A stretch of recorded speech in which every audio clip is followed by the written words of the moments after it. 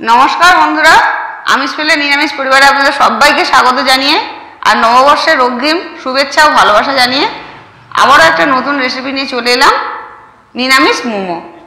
এই রেসিপিটা আমি খুবই সহজ পদ্ধতিতে দেখিয়ে দিয়েছি। এইভাবে বানালে মোমো খুবই নরম আর সুস্বাদু হবে।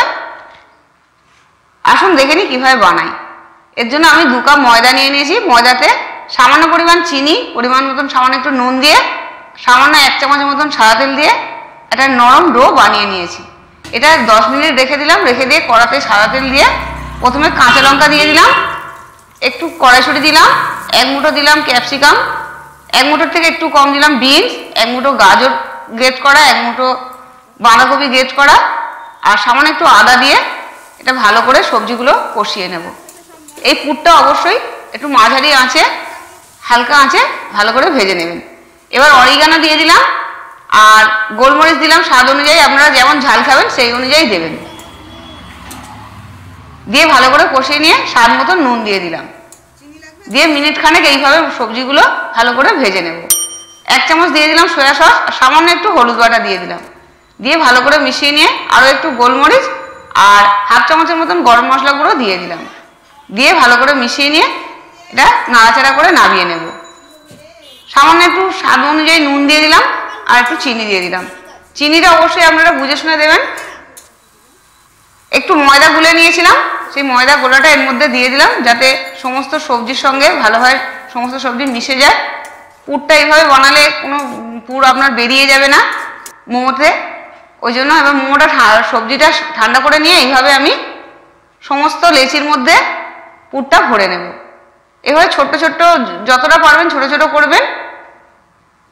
খামিগুলো ছোট ছোট করলে, ময়দার খামিগুলো ছোট হলে মোমোগুলো খুব ভালো নরম হবে। লুচির থেকেও একটু ছোট করার চেষ্টা করবেন আর যতটা সম্ভব পাতলা করে বেলবেন। যত পাতলা বেলা হবে তত ময়দার মধ্যে ভালো হয়, সবজিটা ভালো হয়, সেদ্ধ তাড়াতাড়ি হয়ে যাবে। এভাবে সমস্ত পুরটা আবার দিয়ে অল্প অল্প করে দিয়ে আমি ঠিক এইরকম করে শেপ করে নিলাম। আপনারা আপনাদের পছন্দসই যেরকম ইচ্ছা হয় সেই রকম পছন্দসই এইরকম সাইজ করে নেবেন। আমি 2 রকমভাবে বানিয়ে নিয়েছি। এভাবে প্রথমে একটু ময়দা ওই এতে লুচির এতে খামিতে এইভাবে একটু প্রথমে একটু জল দিয়ে প্রথমে 4-5টা বুলিয়ে নেবেন, তাহলে এইভাবে ভাঁজ করতে সুবিধা হবে, না হলে খুলে যেতে পারে। এই একরকম বানিয়ে নিলাম, আরেক রকম বানিয়ে নেব। আরেক রকম ভাবে বানিয়ে নিলাম।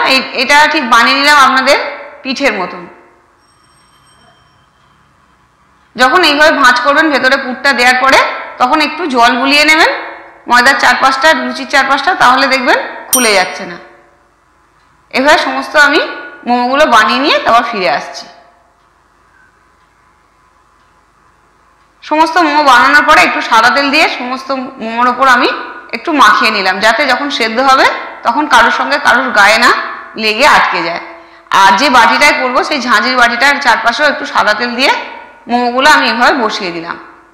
অবশ্যই একটু সাদা তেল মাখিয়ে নেবেন, তাহলে সেদ্ধ হয়ে গেলে আর মোমোর গায়ে লাগবে না। এবার ডেচকিতে আমি জল বসিয়ে দিয়েছি। জলটা ভালো করে গরম হয়ে গেলে ওতে একটা স্ট্যান্ড বসিয়ে দিলাম, দিয়ে তারপরে ওটা আমি মোমোর বাটিটা বসিয়ে দিলাম। আপনারা অবশ্যই মোমোর স্ট্যান্ড ছাড়াই এইভাবে আপনারা যে কোনো জায়গার উপরেই ঝাঁঝির বাটির উপরে এইভাবে বানাতে পারবেন। এবার আমি একটা ঢাকা চাপা দিয়ে ওপরে যে ফুটোটা ছিল তার মধ্যে একটু ময়দা দিয়ে দিলাম যাতে কোনো বাষ্প না বেরিয়ে যায়। এইভাবে 8 থেকে 10 মিনিট এটা সেদ্ধ হতে সময় লাগবে। মাঝখানে একবার খুলে দেখে নিয়েছি কাঁটা চামচ দিয়ে, একটু বাকি আছে, আরও 2 মিনিট হয়ে গেলে আমার এটা 10 মিনিটের মতন সময় লাগলো। এবার দেখে নেব। দেখেছেন রংটা অনেক চেঞ্জ হয়ে গেছে। এইরকম যখন দেখবেন রংটা একটু চেঞ্জ হয়ে গেছে আর কাঁটা চামচ দিয়ে দেখে নেবেন, একটু সেদ্ধ হলেই বুঝতে পারবেন। এবার এটা মিনিট 5 পরে এটা পরিবেশন করব। দেখুন কেমন হয়েছে। এর জন্য 2টো সস দিয়ে দিয়েছি। এই মোমোগুলো অবশ্যই আপনারা নিজেরা বানিয়ে খাবেন, বা বাড়িতে কোনো অতিথি আসলে হঠাৎ করে এভাবে মোমো বানিয়ে দিলে তারাও খুব খুশি হবে। বাচ্চাদের এভাবে বানিয়ে দিতে পারেন। আবার ফিরে আসবে এরকম নতুন নতুন রেসিপি নিয়ে। সুস্থ থাকবেন, ভালো থাকবেন, নমস্কার।